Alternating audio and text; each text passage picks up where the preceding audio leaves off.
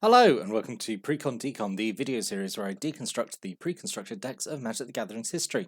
In this video we're going to start looking at the decks from Eventide, which is the second set in the Shadowmoor block. We're going to start off by looking at Battle Blitz, which is the red-white deck. All the Eventide decks are enemy colours.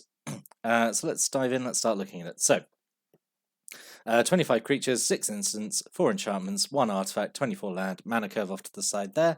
Let's start looking at it. So, in Shadowmoor, we got a deck. We got a few decks, I think, that try to use the untap symbol as a theme. This is doing it again. Which is just stop. It's not a good. It's not a good ability.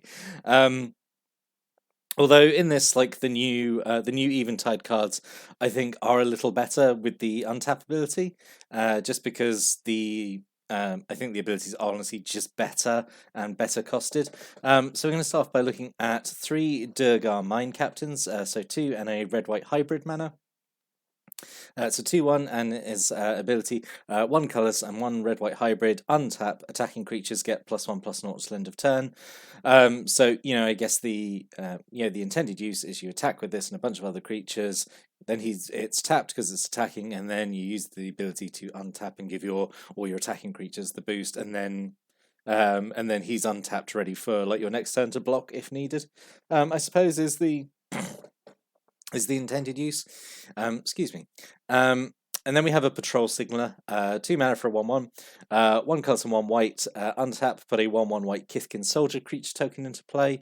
Again, probably like the same thing. You would attack with this, use its untap ability, and then you have the token and this to block next turn.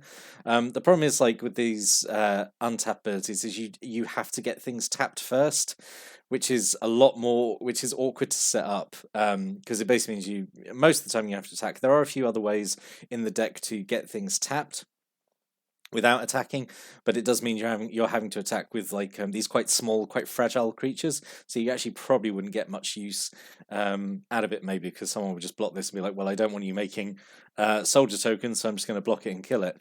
And it being a 1/1, obviously it's not very threatening to block anyway. The untap abilities are, I mean, they're basically, I don't know, they're fine, but like they'd obviously, I think in my mind they'd be just like 1,000 times better if it was just a normal tap ability rather than untap. The untap feels like, I know, like a new mechanic for the sake of it.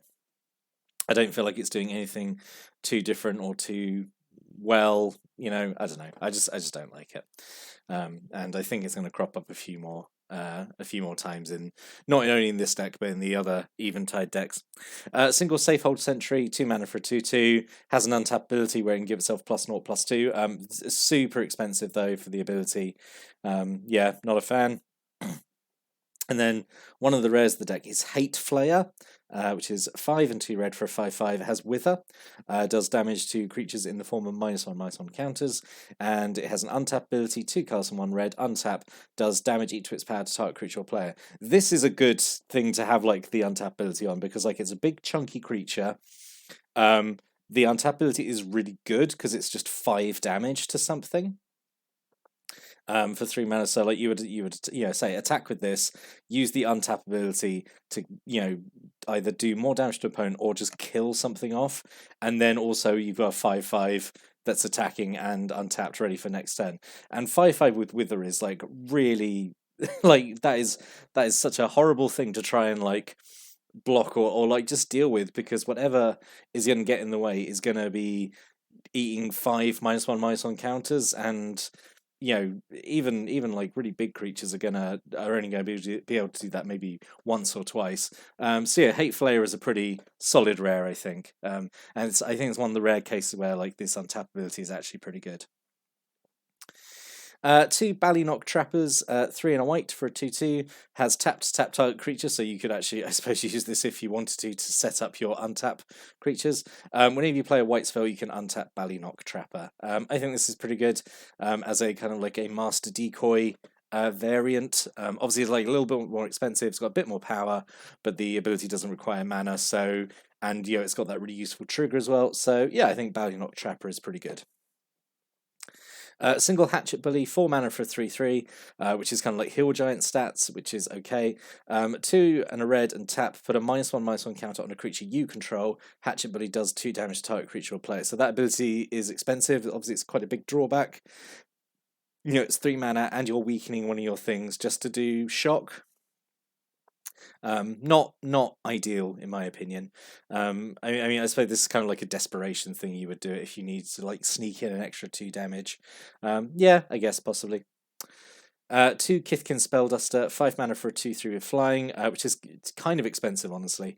1 cast and 1 white, sacrifice it, destroy an enchantment, which is okay, and has persist. So if it dies and it didn't have a -1/-1 counter on it, it comes back with a -1/-1 counter. So that could sort of justify, I guess, why it's kind of a bit overcosted, honestly. But at least you would, if it comes back, you get to do this ability twice. And but yeah, overall, I just think it's a little bit expensive. I think this could have been like a 3/3 flyer, and it would have been okay. 2 Outrage Shamans, so 3 and 2 red for a 2/2. Has the Chroma ability, so Chroma being this new ability introduced in Eventide. So Chroma is basically like proto devotion, I would say, which debuted in Theros. But Chroma is basically, it's annoying because every Chroma ability is essentially different. But it is, think of it like devotion. When Outrage Shaman comes into play, it deals damage to target creature equal to the number of red mana symbols in the mana cost of permanents you control. So yeah, I say it's very, very similar to devotion. It's like basically does damage equal to your devotion to red. And yeah, it sort of works in this as well because they say like a lot of your cards are hybrid cards, and hybrid mana symbols count as mana symbols of either color. So yeah, I think it works okay. So 5 mana for a 2/2, potentially doing, I would say, get 3 damage off this, and it's doing okay. Just bolt a creature. I think that's all right. Maybe a little expensive, but I think it's okay. So the other red deck is Balefire Liege. So 2 and 3 red-white hybrid mana for a 2/4. Other red creatures you control get +1/+1. Other white creatures you control get +1/+1. So like standard Liege effects that we saw in the Shadowmoor decks. These Lieges are really, really good, I think. And this one also has, whenever you play a red spell, it does 3 damage to a player, and whenever you play a white spell, you gain 3 life. So it basically turns all your multicolored red-white spells into Lightning Helix, in addition to what else they do, which is really, really strong. And just giving, I say, most of the creatures in the deck basically +2/+2 is really, really good. All these Lieges, I think, are excellent. And they are, I mean, I would say they're excellent, but the thing is, like, Shadowmoor Eventide are just full of cycles, and that kind of carries over into these theme decks.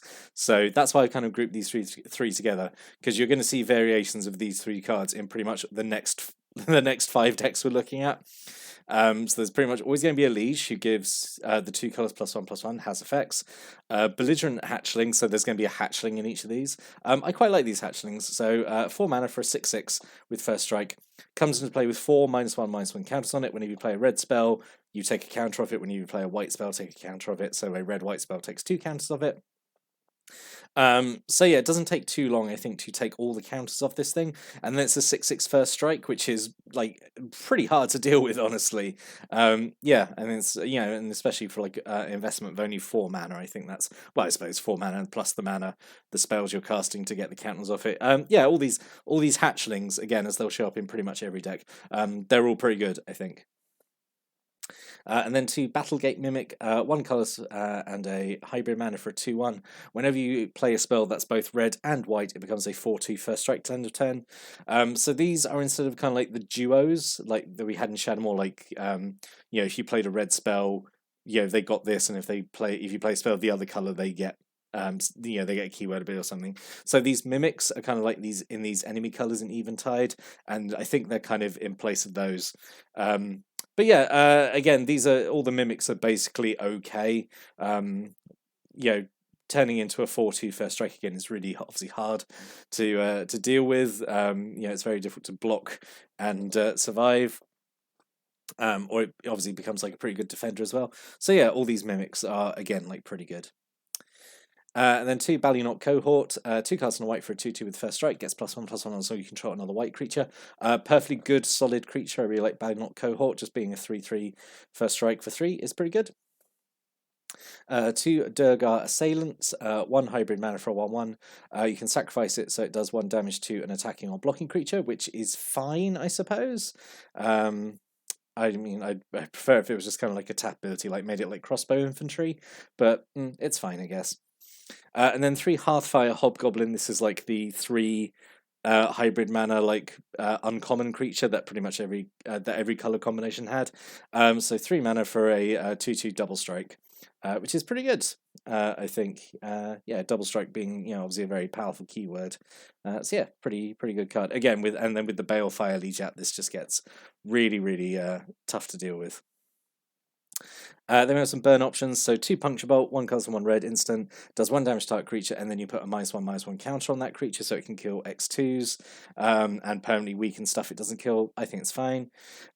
2 Puncture Blasts, 3 mana instant, does 3 damage to target creature player and has Wither. So it's either 3 -1/-1 counters on a creature or just 3 damage to a player. I think this is better than Puncture Bolt, honestly. In pretty much every way. Just obviously it's 1 extra, but like the 1 extra damage, and it's always 3 counters, whereas Puncture Bolt is like 1 damage and 1 counter. Whereas this is just, I say, doing all of it is -1/-1 counters. And then 2 Power of Fire, so 1 cast and 1 red. It's an aura, goes on the creature, and the enchanted creature has tapped to do 1 damage to target creature or player. So it's another good thing to put on your creatures with untap abilities. Actually, this is a really good thing to put on Patrol Signaler, because then it can tap, do a damage, and then you use the ability to untap and make a token. And you could quite happily do that really most of the time. Just keep doing 1 damage and untapping it, and making tokens. So in that regard, that's okay. I do say I don't think the untap abilities are good. When they are good, they're usually pretty good. I say when there's enough support for it to work, which is, I don't think, something that was really in the Shadowmoor decks. 2 Niveus Wisps, 1 white mana, target creature becomes white until end turn, tap that creature. So again, I think this is more intended to use on an opponent's creature, but you could use it on your own thing if you want to set up an untap ability. And you draw a card, which is fine for 1 white mana. 2 Scourge and the Noblest, which is the red-white God aura. 2 in a hybrid aura. As long as enchanted creature is red, it gets +1/+1 and like fire breathing ability, but requires red or white to do it, which is pretty good in a 2-color deck. And as long as enchanted creature is white, it gets +1/+1 and has lifelink. So this on like Hearthfire Hobgoblin or the Belligerent Hatchling, makes them such a huge threat to deal with. I say all these God auras are really good. This one is this one I think is in the top 50% because giving lifelink and a fire breathing ability obviously goes so well together. And a single Revel Song Horn, 2 mana artifact, 1 tap an untap creature you control. So I guess it's another sort of setup thing. Target creature gets +1/+1 till end turn, which is it's fine, I guess. This was in a previous deck, and I said I think this would be like 1,000 times better if it didn't have the tap symbol of it. It was just 1 tap and untap creature you control, so you could use it multiple times in turn. But yeah, maybe it would be too strong then. So what could have been? So overall, I do think like the card selection in this deck is okay. It would have been. There's a few cards in here that I think could have worked a bit better. Cinder Pyromancer is just in here because I think Cinder Pyromancer is great. It's 2 cards and a red. It taps to do 1 damage to players, and whenever you play a red spell, it untaps. Impelled Giant is a way to get red creatures tapped. It has an ability where you can tap an untapped red creature, and it gets +X/+0 and trample until end turn, where X is the tapped creature's power, I think. So that's another way to set up these untap abilities. Burn Trail is a spell with Conspire, which Conspire is an ability you tap 2 creatures that share a colour with the spell, and if you do, you get a second copy of the spell. So again, sets up untap. And Resplendent Mentor gives all your white creatures the ability to tap to gain 1 life. So again, sets up the untap. But in terms of like hybrid spells, Spite Mare, would have really liked to see at least 1 Spite Mare in here because this is a great card. 2 and 2 hybrid for 3/3. It has the retaliation ability. Whenever it's dealt damage, it deals that much damage to a creature or player. So it just super good. You can be really aggressive with it, and it's a really good blocker as well. Like people are very reluctant, I find, to deal with Spite Mare because they don't want to take damage back from doing anything to it. Double Cleave would just been a fun combat trick. Just gives double strike at instant speed, which is for only 2 mana, which is really good. Can just kind of win the game out of nowhere, honestly. And Noblest of War. I just thought, even though none of these, actually, no, I lie. I was going to say none of these Shadowmoor and Eventide decks have had the actual gods. These, the big, well, they're not gods; they're spirit avatars, but we know what they really are. These big, like 5 hybrid cost spirit avatars. I think I think a couple of the Eventide decks have them. None of the Shadowmoor ones did. But I thought this one would be fine. They're all like 5 hybrid mana, and they all just have like really really good effects. So Noblest War being a 3/4 with flying and gives all your attacking creatures +2/+0, which is just really good. Lean more into kind of like traditional like red white aggro like weenies, honestly. So in summary, I think this one is pretty good. I think the card selection is okay. It is kind of doubling down on a mechanic that I personally don't like, which is the untap thing, but I think it does a better job than the Shadowmoor decks that were trying to make that happen, just because, I don't know, there's just better support in maybe these colours to make it work. I don't know. Yeah, overall pretty good, but I think when I got this deck, I just kind of stripped all that out and just focused more on making it kind of aggressive red white creatures, and just didn't really bother with the untap things. But that's just my opinion after looking at the deck. What did you think of it after seeing it? Did you have this deck, or do you have any kind of like thoughts or opinions or any stories related to this deck or the cards in it? If you do, put a comment below. Always like reading those. But I'm going to be back next time. I'm going to look at another Eventide pre-constructed deck. But until then, thanks for watching and listening. Have a great day.